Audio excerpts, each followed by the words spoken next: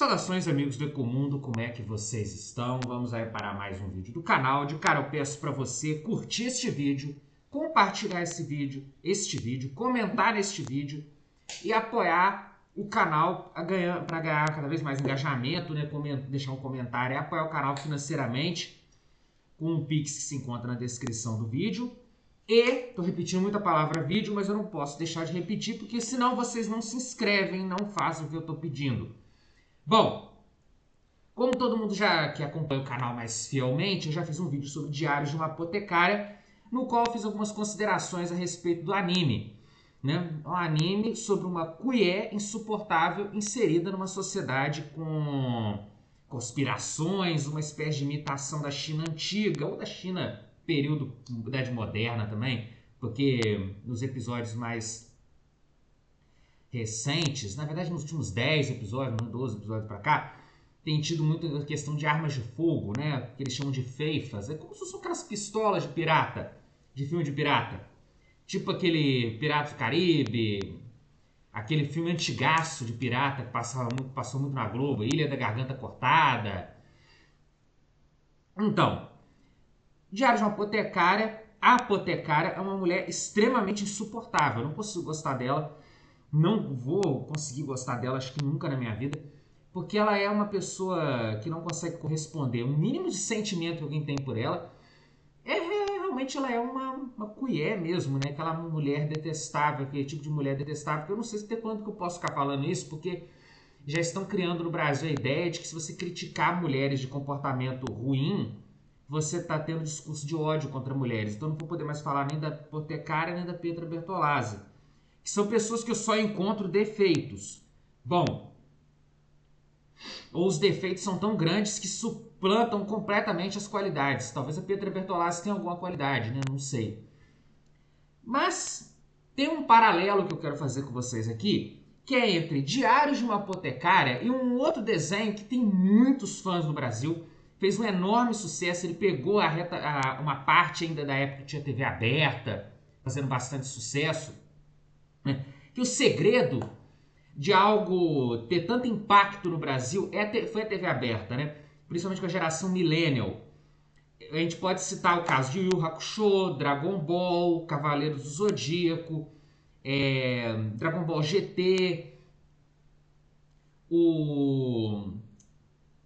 a TV por assinatura também ajudava a dar um pouco de Hunter vs Hunter de 99, Fullmetal Alchemist, aquele mais antigo, né? Aquele Fullmetal Alchemist filler.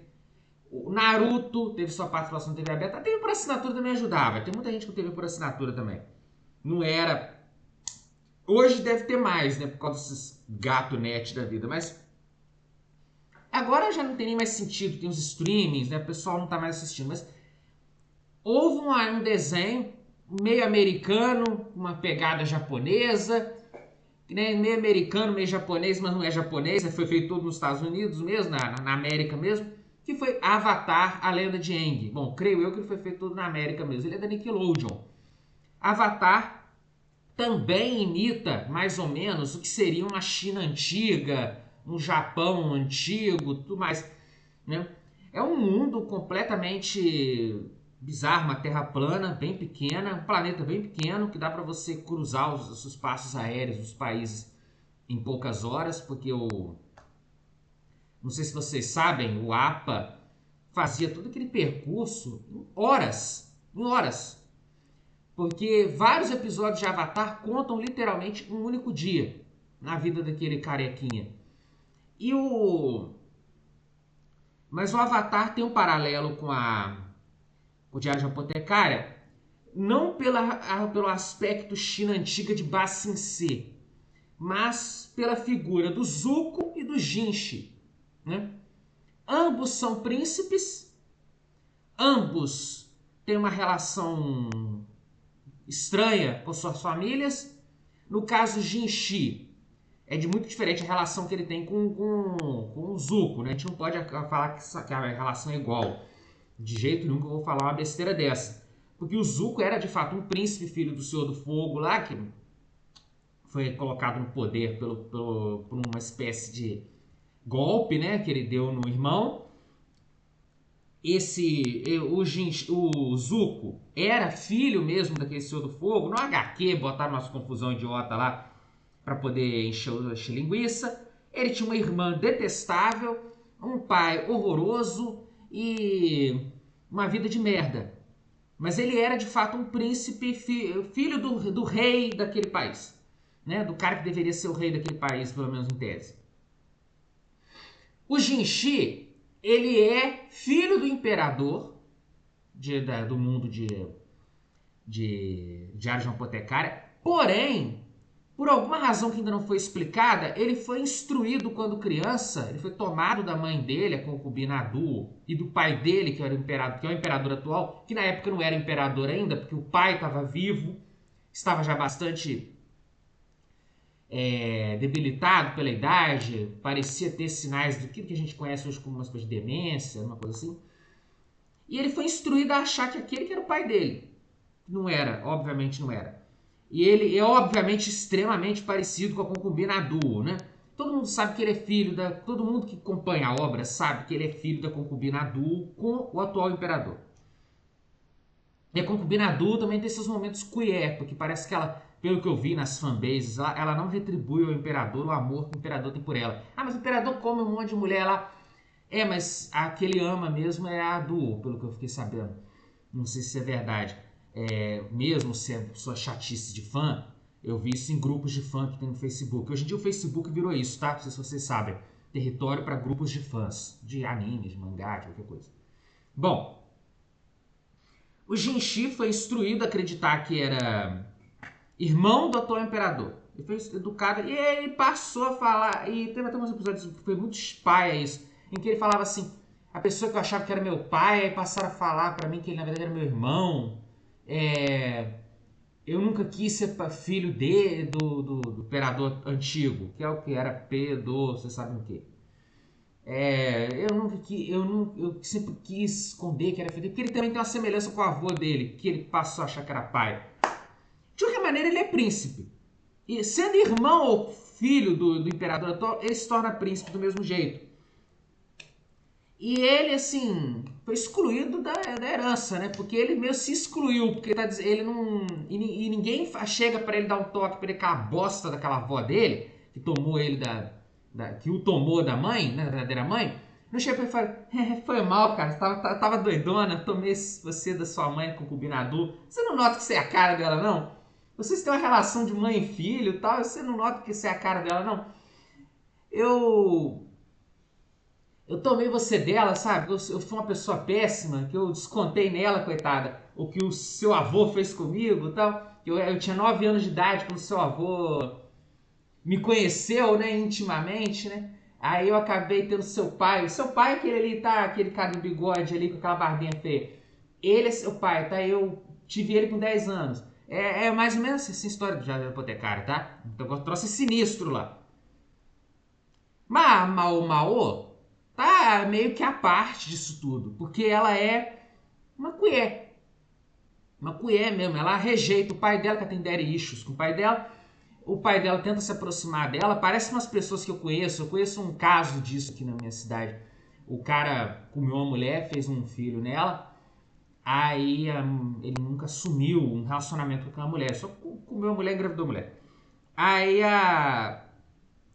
o rapaz cresceu com antipatia do pai biológico. Ele lidava com os avós, mas não lidava com o pai biológico.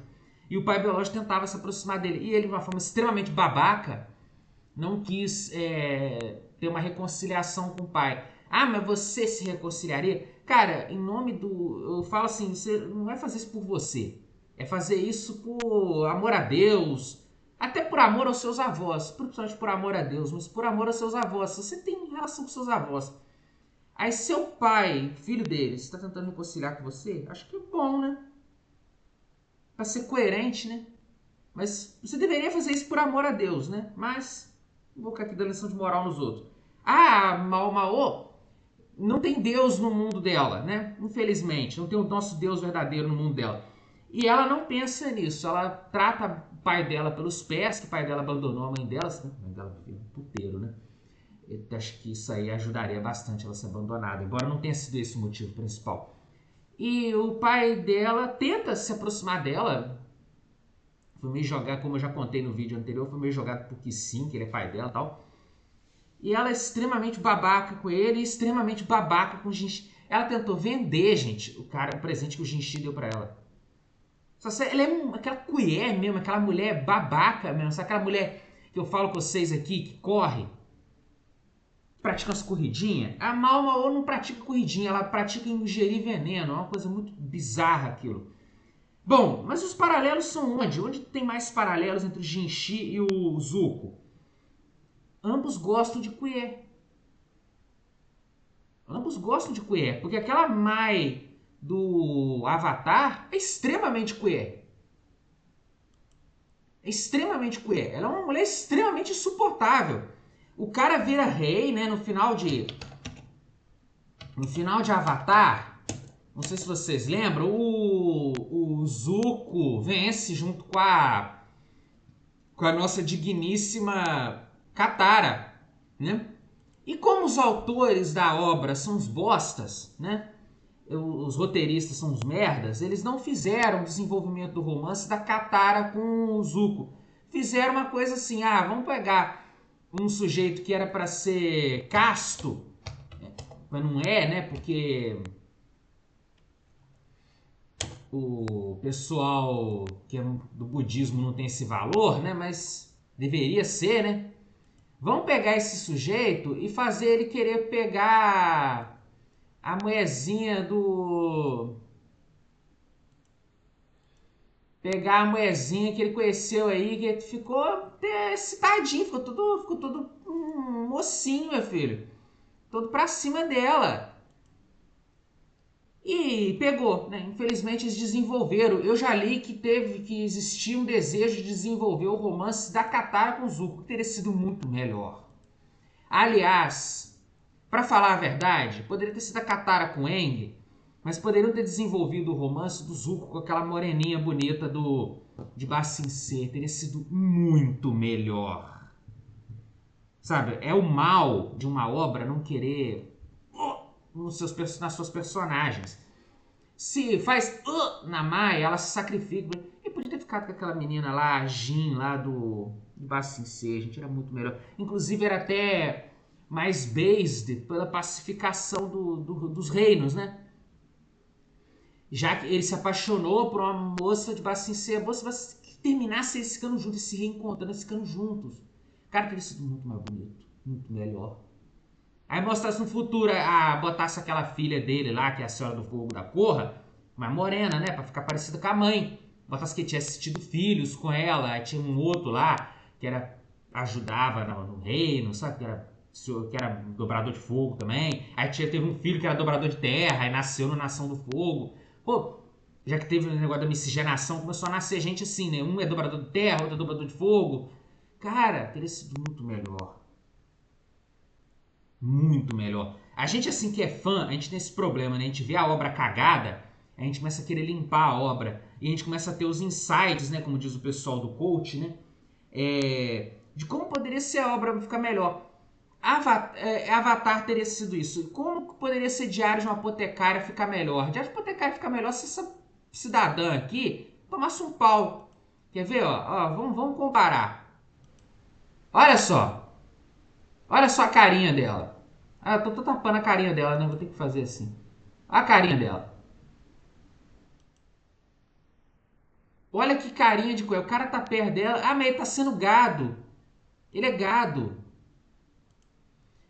Fica complicado, né? Quando você tenta se aproximar de uma mulher e qualquer coisa que você faz você é gado, né? Fica difícil, né? Existe essa dualidade na vida, né? Você tenta se aproximar de uma mulher e você é gado por isso. Sabe? É complicado, tá? O mundo é desanimador. Você pensa, mas se tá ruim pro Jinchi, que é príncipe, se imagina pro Beta. Se tá ruim para ele, que tem a oferecer, né, a hipergamia, né, a mulher que é poder, ela quer namorar um moreno bandido, que bandido manda no morro, sabe? Tá ligado? Tá ligado? Se isso tá ruim se tá ruim pro Jinchi, pensa se tá bom pro Beta. Tem como tá bom pro Beta, não, gente. It's over pro Beta, né? Talvez o Jinxi seja o príncipe Beta, como o Zuko também foi o príncipe Beta. Talvez tenha sido isso. Mas é bizarro, sabe? Aí você vai ver o imperador, que era Pedro, ninguém tentou impedi-lo. E ele começa a história como alguém que seria rotulado de beta ao mesmo tempo de alguma outra coisa. Aí ele, porque não tinha interesse em arrumar uma mulher para ter um relacionamento, para ser uma princesa, rainha, né, com ele. Aí foram juntando mulher lá, chegaram umas crianças também e ele começou a cometer alguns crimes, né? O, o outro imperador, não, o outro imperador, inclusive, aquela ruiva, ela tem a idade quase do filho dele, né? Aquela ruiva, Gyokuro, que é aquele mais frequenta, né? Que ela tá com 2 filhos com ela. Aquele mais frequenta, são ali rua, é Gyokuro. A outra lá, a baixinha, que foi levada como sacrifício pro imperador antigo, aí ela saiu, o imperador antigo morreu, ela foi pro mosteiro, voltou pro imperador atual. Ela tem 14 anos na história. Ele não frequenta. A Lolan, que agora it's over para Lolan, né? Também ele não frequentava. Ele frequentava só essas duas, a Lirua e a Gyokuro. A Lirua tem 20 e poucos anos na história, 23, segundo os fãs lá. E a Gyokuro tem 19, a idade mais ou menos do filho dele, do Jinxi. E o Jinxi tem 17, tem a mesma idade da Mau Mau, um negócio assim, 18, por aí, né, da Mau Mau mais ou menos. Agora, não, a GDT tá com 20, né? Que já passaram 2 anos já, né, de história, né? Que é acho que era assim, ela tinha 17 no início da história. A Gyokuro. Então o cara topa encarar a novinha, né? E a mulher que era do coração dele mesmo era a Duma, ela... Não, eu sou uma mulher muito forte, eu gosto de você como amigo, sabe? Eu sou uma mulher forte. Sou uma mulher forte, empoderada, mas eu tô aqui e tal, nós somos parceiros. Não vou retribuir o amor que você tem por mim, porque mulher é assim, sabe? Você entende? Uma mulher não retribui amor por ninguém. Tá vendo? O nosso filho? Tá acontecendo a mesma coisa com ele. Apaixonou por essa babaca aí, ó. Ela não retribuiu o amor dele, não. Mas eu, como mãe, vou ficar falando mal dela, tá? É mais ou menos assim. Ah, fala mal dela, não. Tô brincando aqui, tá? Cara, é intancável. Sem brincadeira, é intancável. Eu dedico este vídeo, gente, ao inscrito Bruno Demos, que fala que eu gosto de ver atrocidades, tá? Agora, todo vídeo de anime maluco, eu vou dedicar a ele por ele ter dito que eu vejo atrocidades.